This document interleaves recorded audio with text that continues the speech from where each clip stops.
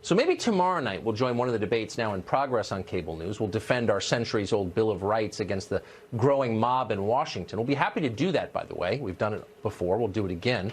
Our ancient freedoms are always worth defending. But for tonight, for right now, we'd like to take a break from all that, a respite from the partisan circus, to think more broadly about what's actually happening here.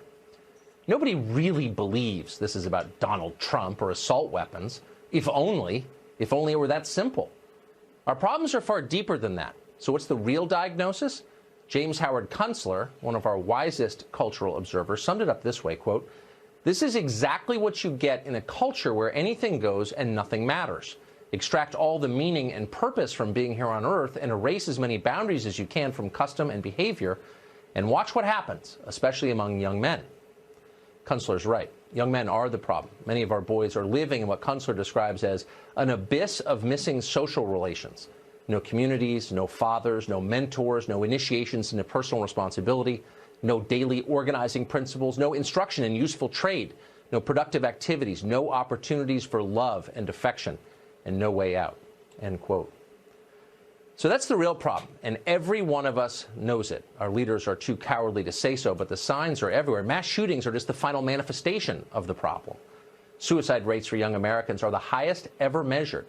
Millions are dependent on drugs, legal and illegal. 15% of all millennials still live at home with their parents. 50 years ago, more than 80% of American adults this age were already married, living with a spouse. Today, fewer than half adults between 25 and 34 are married. A huge proportion of American young people are not in any kind of relationship at all. So it's not surprising that millions of them feel helpless, miserable, and alone, because they are. They lack friends or parents or religious organizations to give purpose and moral coherence to their lives. They live in a suffocating culture that they feel no control over.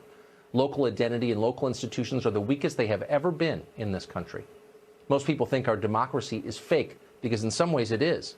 The policies they live under, the jobs they hold, even their personal opinions are totally controlled by the tech monopolists, the media scolds, Washington bureaucrats, people far away.